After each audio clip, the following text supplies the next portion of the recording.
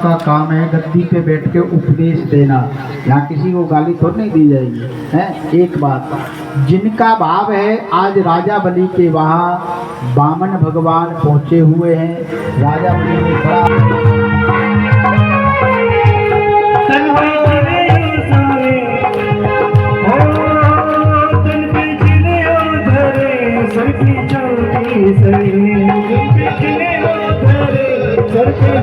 चल रहा है, जमीन पड़ी है, जिनको उसमें निर्माणाधीन कार्य में सेवा देनी है वो अपनी सेवा अंकित करा सकते हैं। बोलो भक्तवत्सल भगवान की। कोई जरूरी नहीं अभी करनी है, जब आपका भाव हो संपर्क कर सकते हैं। बोलो भक्तवत्सल भगवान की जय।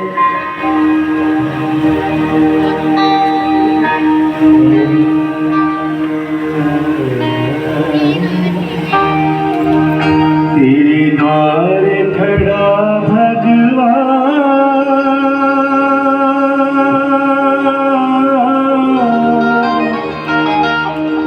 हो, तेरे द्वार खड़ा भगवान, भगत भरे तेरे भगवान, भगत भरे भगत भरे तेरे द्वार खड़ा भगवान, भगत भरे भगत भरे। तेरा होगा बड़ा एहसान कि जुग जुग तेरी रहेगी शान, भगत भरे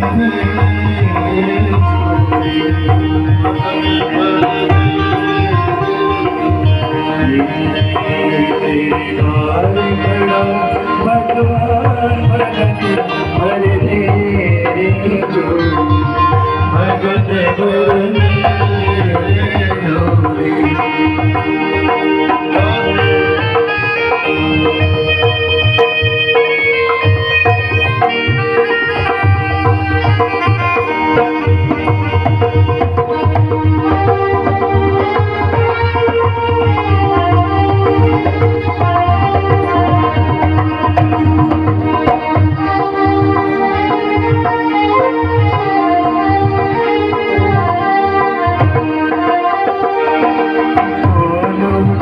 सारी धरतिया में डोला गगन है सारा,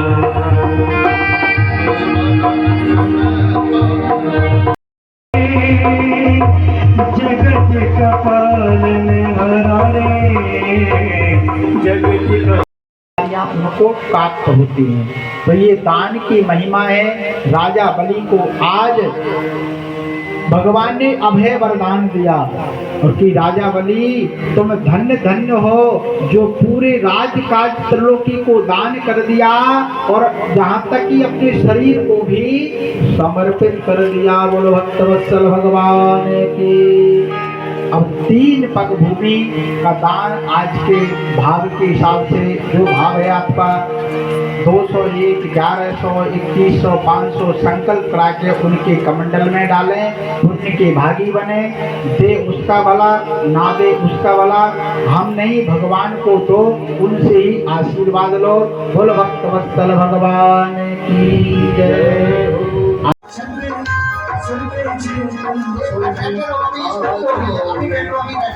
अभी नहीं बैठने दो, अभी बैठो। स्तुति हो रही है, अभी भगवान का आभार व्यक्त करो, दर्शन करो उनके बैठे बैठे। हाथों में कमंडल बुलाए, कमंडल बुलाए, कभी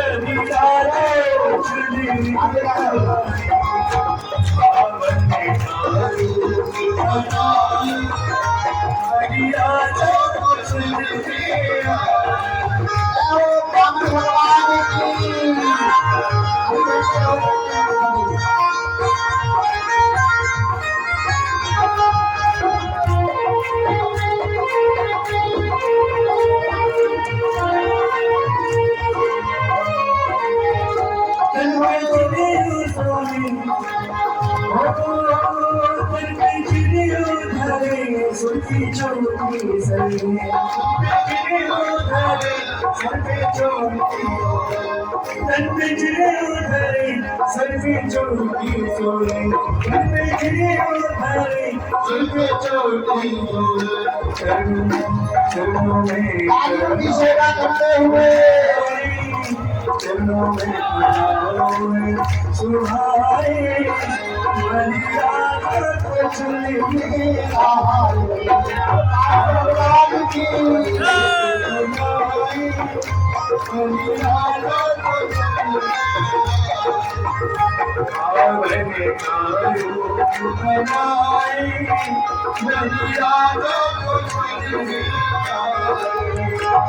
भगवान की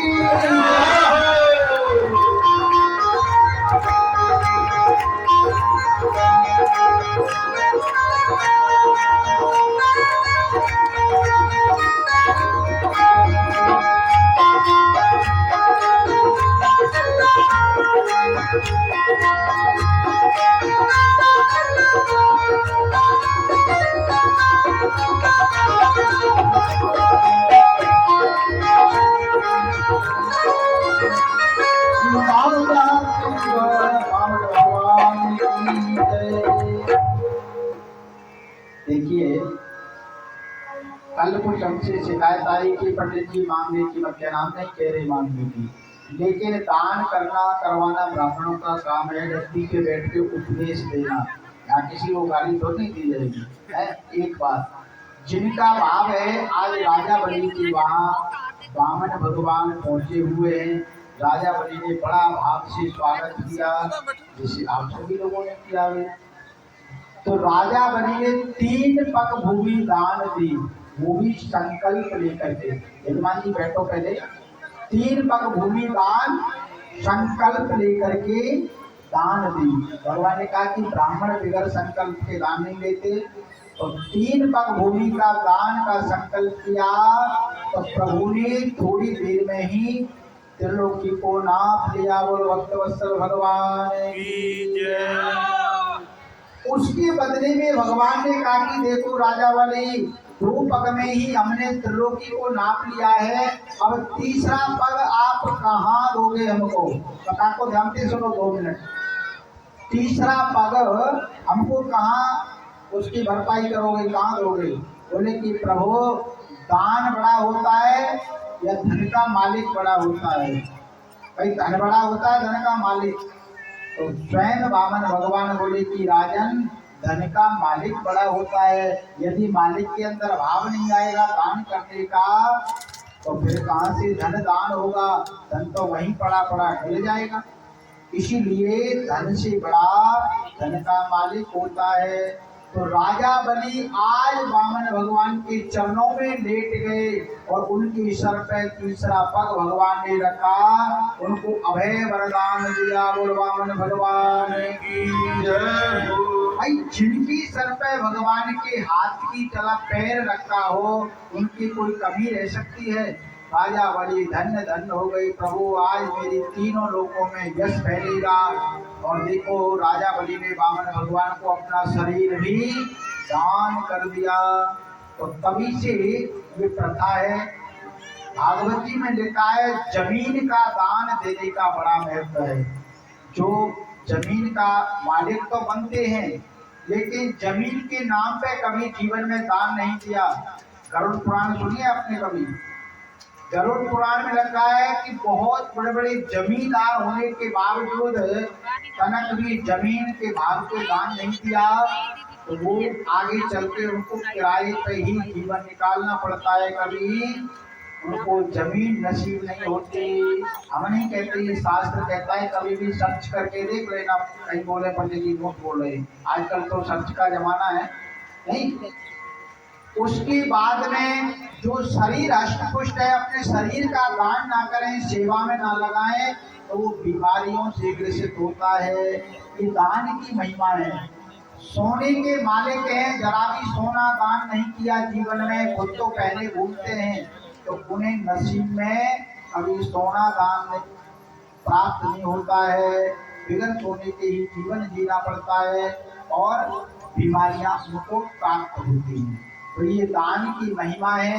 राजा बलि को आज भगवान ने अभय वरदान दिया और कि राजा बलि तुम धन्य धन्य हो जो पूरे राजकाज त्रिलोकी को दान कर दिया और यहाँ तक कि अपने शरीर को भी समर्पित कर दिया। बोलो भक्तवत्सल भगवान की जय।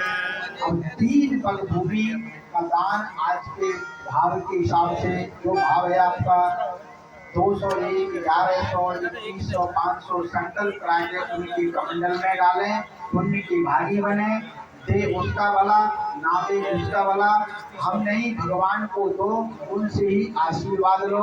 बोल भक्तवत्सल भगवान की जय। उनके घर में एक छोटे बेटे की बहू जो थी, नई शादी होके आई, अपने मायके थी, कुछ समय बाद उसको लिवा के लाए तो उनके सामने अपने विचार रखे।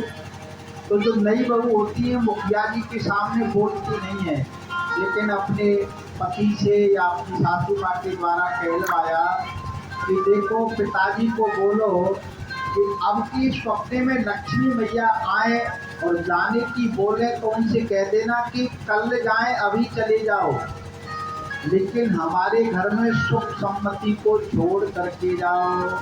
हमारे परिवार में धन हो ना हो, वाद विवाद नहीं होना चाहिए। जहाँ वाद विवाद होता है, जहाँ एकता नहीं होती, जहाँ सुमति नहीं होती, वहाँ लक्ष्मी नहीं रहती, और जहाँ होती है वहीं लक्ष्मी रहती है। बोले कि सुख समृद्धि को छोड़ के जाओ, बेशक चली जाओ, आपकी कोई आवश्यकता नहीं। तो ठीक उसी प्रकार मुखिया जी ने जब सपने में लक्ष्मी मैया के संकेत देने लगी कि हम अब जाएंगे, तो मुखिया जी ने कह दिया कि हमारी नई बहू का कहना है कि आप अभी चले जाओ, लेकिन हमारे घर में सुख समृद्धि छोड़ के जाओ, सुमति बनी रहे केवल। तो लक्ष्मी मैया हाथ जोड़ के बोली कि सुमति के रूप के धागे में तो मैं बंधी हुई हूँ, जहाँ सुमति होती है वहीं मैं रहती हूँ। जहाँ विवाद होता है, जहाँ कलह होता है, जहाँ एकता नहीं होती, वहाँ लक्ष्मी कृपा नहीं करते। ये सब उनकी नई बहू को कहाँ से प्राप्त हुआ? सत्संग से। तो सत्संग की महिमा ऐसी है, जीवन जीने की कला सत्संग से आती है। और कहने का भाव गली मोहल्ले में, परिवार में, अपने सगे परिवार में जहाँ सुमति होती है, बेटा पिता का आदर करे और पिता भी बेटे का सम्मान से करे, उनकी पढ़ाई लिखाई जो भी उसकी व्यवस्था है, और आपस में सभी पति पत्नी आपस में एक दूसरे का सम्मान करें, एक दूसरे को उनकी इच्छानुसार अपना जीवन व्यतीत करें, तो वहीं लक्ष्मी का वास होता है। बोलो लक्ष्मी मैया की जय। आज लक्ष्मी जी की महिमा का वर्णन करना, क्योंकि लक्ष्मी जी का व्रत है। कहने का भाव ये है, लक्ष्मी जी को अपने घर में स्थिर रखना है तो नारायण भगवान को स्मरण करना है। माया माया सब कहें, माधव कहे न कोई, जो माधव माधव कहे माया चेरी हो।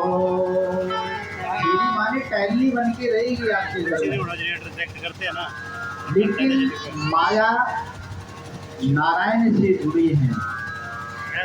माने लक्ष्मी मैया नारायण भगवान से जुड़ी है। भाई सहज सी बात है, आपको तो